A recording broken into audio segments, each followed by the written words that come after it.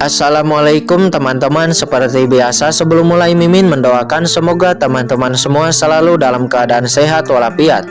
Oke, kali ini kita akan melanjutkan Martial Master versi novel bagian 627. Bagi yang baru bergabung, selamat bergabung.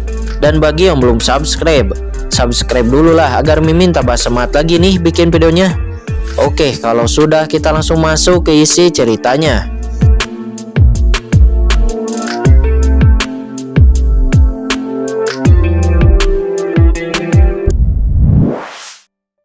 Kekuatan supernatural macam apa ini? Mengapa bahkan kekuatan jiwa bisa dipenggal? Kata jiwa Liu Pengyu, dia menjerit dan akhirnya menghilang di bawah tanda pembelah langit. Saat ini Qin Chen tidak mengharapkan ini. Awalnya dia berencana untuk membawa jiwa Liu Pengyu ke dalam tawanan dan mempelajari tentang berita Dong Yuyin dan juga ahli surgawi lainnya. Tetapi siapa tahu itu langsung hancur di bawah tanda pembelah langit. Dia sekarang mengerti siapapun yang terbunuh oleh tanda pembelah langit, bahkan jiwanya tidak akan bisa melarikan diri, dan itu akan dibunuh di bawah tanda pembelah langit. Nah, Qin Chen, aura asli Liu Pengyu tidak bisa disia-siakan. Kata Lao Yuan, setelah kematian Liu Pengyu, Lao Yuan langsung keluar dari cakram Gyo Qiankun dan menelan kabut darah yang telah diubah oleh Liu Pengyu dalam satu gigitan. Asal-usul dari ahli surgawi ini bagi Lao Yuan itu adalah tonik yang hebat. Shao Chen, kamu membunuh ahli surgawi itu. Beberapa orang Yuqiansu terbang dengan kaget menonton adegan ini dengan tidak percaya. Seorang ahli surga dipenggal begitu saja. Ini menakjubkan. Bukankah ini normal? Qin Chen menyentuh hidungnya. Ketika dia tidak menerobos ranah alam suci, dia bahkan mampu menghadapi Liu Pengyu dan yang lainnya. Sekarang setelah dia menerobos ranah alam suci, dia dengan mudah membunuh Liu Pengyu. Jangan sombong. Kucing hitam besar itu muncul di depan Qin Chen, menatap Qin Chen dengan aneh dengan syok di matanya. Apakah kamu tidak melihat jimat kuno pada Liu Pengyu?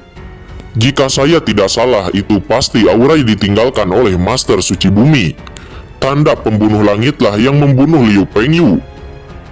Jika kamu ingin membunuh Liu Pengyu dengan kekuatanmu saat ini, itu mungkin akan sangat sulit. Kata kucing hitam besar, dia mengingatkan. Qin Chen mengangguk.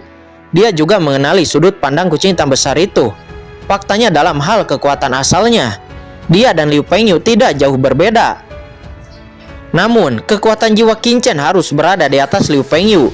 Ditambah tanda pembelah langit, itu bisa untuk dapat membunuh Liu Pengyu dengan mudah. Tentu saja ini juga terkait dengan benua Tianwu dan medan perang utamanya.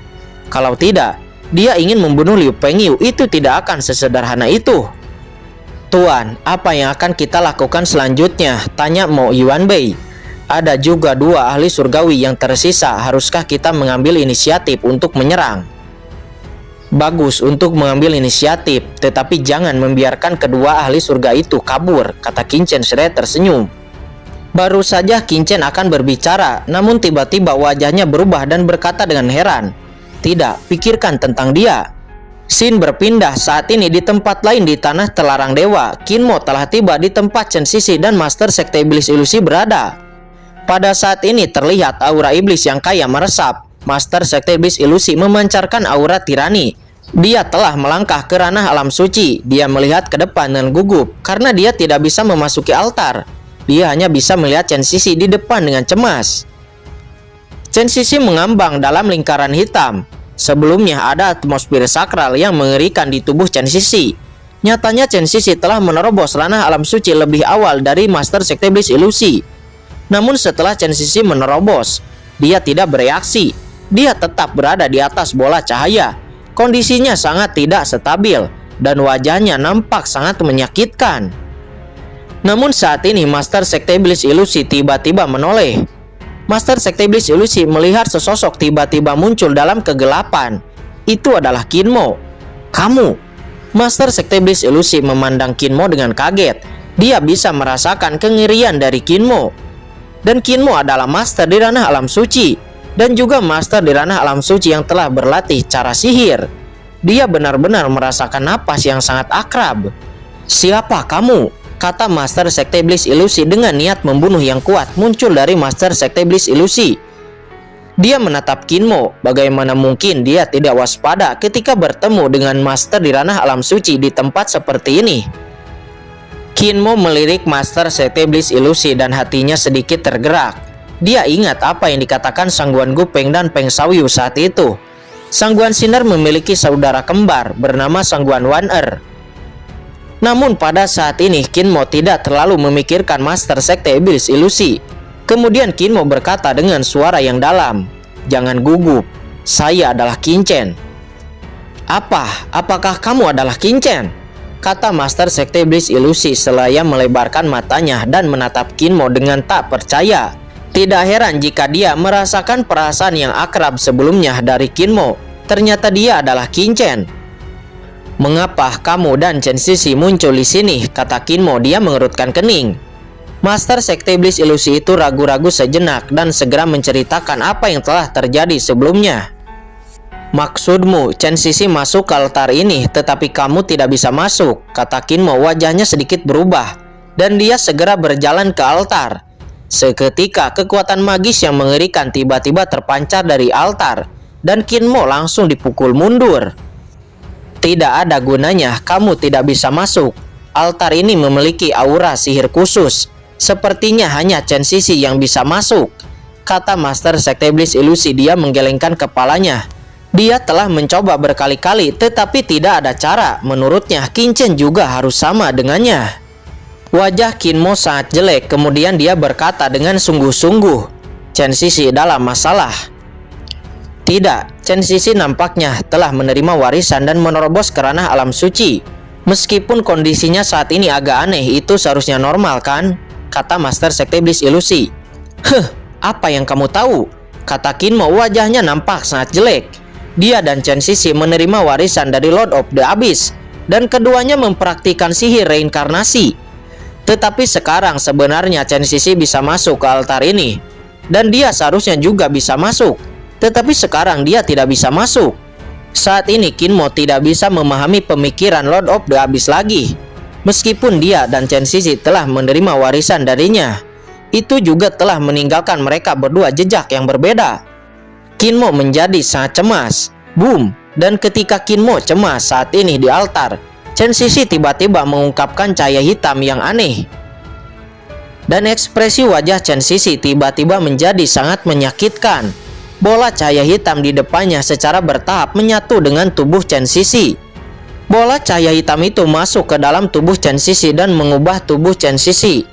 Dia sepertinya bersaing untuk memperebutkan tubuh Chen Sisi. Jie. Gelombang aneh dipancarkan dari bola cahaya hitam yang sepertinya mengandung kesadaran jahat. Tidak baik.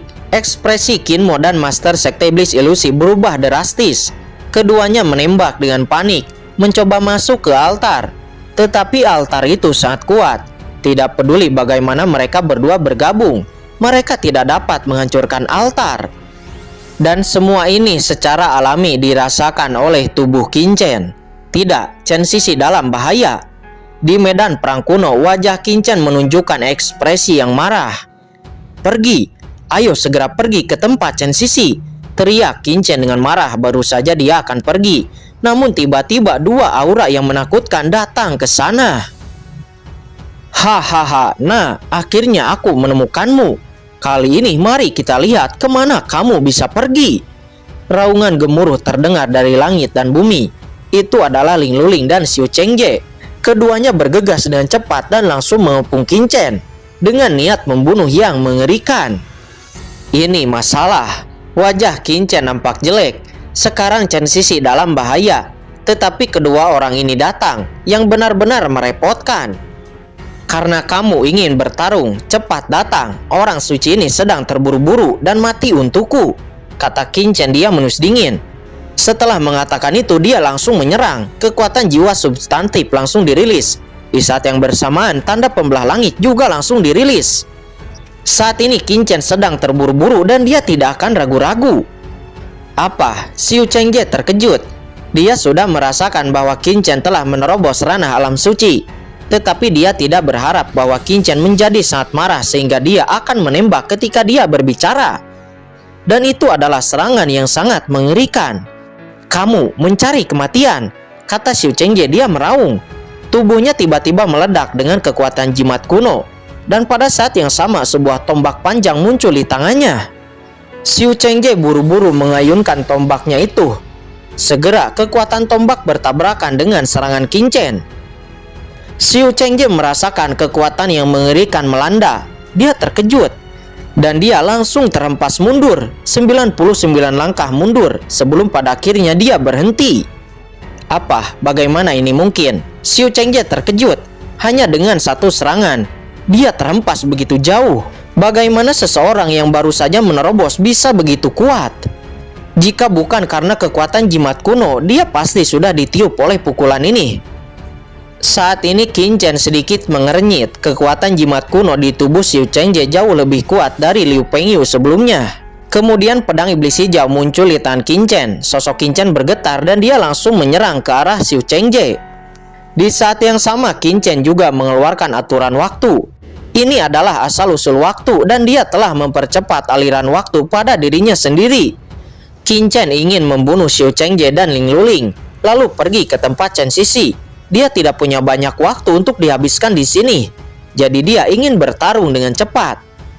Jika Xiu Chengje dan Ling Luling mengetahui pikiran Qin Chen, mereka pasti akan meledak dengan kemarahan. Karena Qin Chen terlalu mengabaikan mereka. Saat ini kekosongan bergetar dan Qin Chen secepat kilat.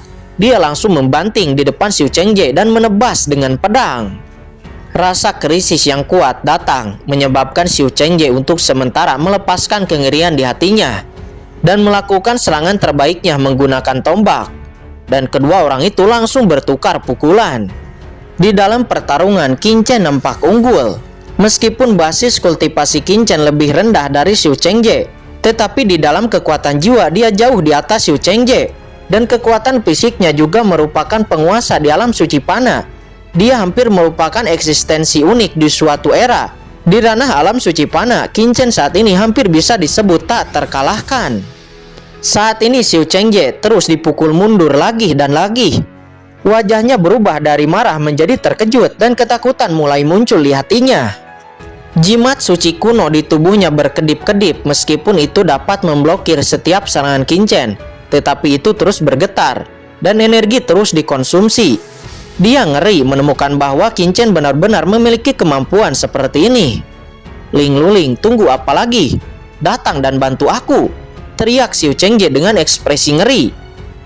Ling Luling di samping tiba-tiba dipenuhi dengan cahaya jimat kuno. Napas ini lebih kuat dari Xiu Chengje dan dia langsung menyerang. Ini adalah jimat kuno peninggalan Su Quan. Sedangkan Su Quan adalah penguasa di ranah alam suci surgawi. Seberapa mengerikan kekuatannya. Saat ini serangan itu telah meledak ke arah Qin Chen. Namun kekuatan jimat kuno di tubuh Ling Luling hampir musnah oleh pusaran waktu sebelumnya. Dan hanya ada cahaya yang sangat lemah yang tersisa. Jadi itu hanya membuat Qin Chen sedikit terguncang. Tetapi tidak bisa menyebabkan terlalu banyak kerusakan. "Kucing hitam besar, datang dan ganggu orang ini. Aku akan membunuh Xiu Chengje terlebih dahulu," kata Qin Chen. Jika di lain waktu dia masih memiliki niat untuk bermain dengan mereka berdua. Tetapi saat ini dia mengkhawatirkan Chen Sisi dan tidak tertarik untuk bertarung sama sekali. "Ya," kucing itu mengeong. "Kaisar sepertinya harus turun tangan," kata kucing hitam besar itu dengan tertekan. Namun sosoknya langsung bergegas dan menyerang ke arah Ling Luling. Ling Luling mengangkat tangannya untuk meledakkan kucing hitam besar itu. Namun kucing hitam besar itu menghilang dalam sekejap. Dan saat berikutnya kucing hitam besar itu muncul lagi di samping Ling Luling dan mencakarnya. Ling Luling kaget dan buru-buru mengelak. Tetapi kucing hitam besar itu menangkapnya. Seolah-olah kucing hitam besar itu mengabaikan jarak angkasa dan langsung menimpanya. Dan kemudian cahaya jimat kuno di tubuh Ling Luling benar-benar bersinar. Bagaimana mungkin kucing mati memiliki keefektifan tempur yang begitu kuat? Kata Ling Luling dengan ketakutan dan juga kemarahan. "Sial, siapa yang kamu sebut kucing mati?" Kata kucing hitam besar itu. Dia nampak kesal. Dia kemudian terus-menerus menjerat Ling Luling untuk bertarung dengannya. Di sisi lain, Qin terus bergerak. Qin membuka tangan kanannya dan kekuatan waktu langsung diaktifkan. Seketika kecepatan Xiu Chengje tiba-tiba melambat tanpa batas. Setelah menerobos alam suci, penguasaan aturan waktu Qin juga berkali-kali lebih kuat dari sebelumnya. Xiu Chengje meraung keras dan menampar dadanya. Dia merangsang jantungnya. Ini adalah metode rahasia tertentu miliknya. Namun saat ini nampaknya dia telah dijerat oleh aturan ruang. Dia berbalik dan menatap Qin dengan kaget. Bagaimana mungkin seorang anak yang baru saja menerobos ranah alam suci panah telah menguasai kekuatan waktu dan aturan ruang? Ini benar-benar neraka, kata Xiu Chengje. Saat ini Qin mengangkat tangannya dan menyerang ke arah Xiu Chengje. Kamu yang memaksaku, kata Xiu Chengje. Dia meraung. Dia memegang senjata di kedua tangannya. Menggelegar, energi hitam keluar dari tubuhnya, dan seluruh tubuh Xiu Chengje berubah menjadi sangat dingin dan sangat jahat. Ini, Qin mengerutkan kening. Dia bisa melihat bahwa kekuatan Xiu Chengje telah meningkat secara gila-gilaan dalam waktu yang singkat, dan aura dingin keluar darinya, seolah-olah berubah menjadi iblis. Ini teknik tabu gelap, kata Ling Luling. Dia memandang Xiu Chengje dengan takjub. Xiu Chengje, bagaimana kamu bisa mempraktikkan teknik aneh semacam ini? Ini tabu di alam surga, kata Ling Luling.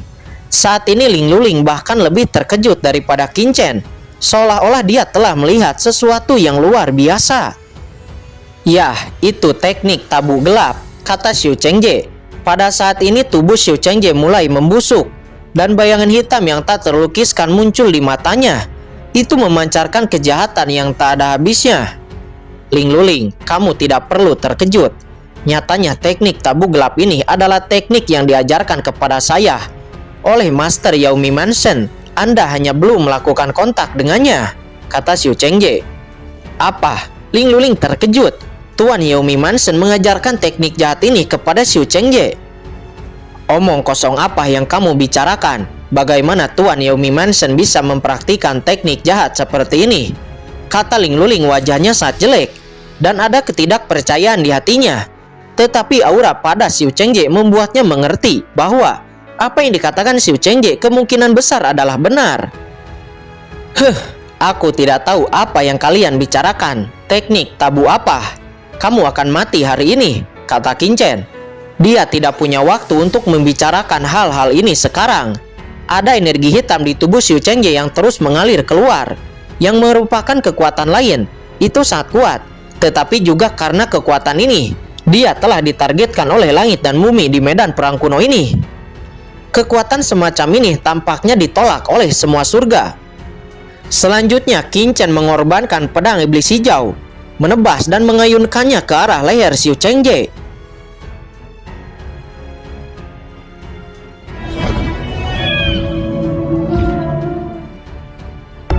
Oke guys, sudah dulu ya. Jangan lupa subrek biar lanjut terus ceritanya.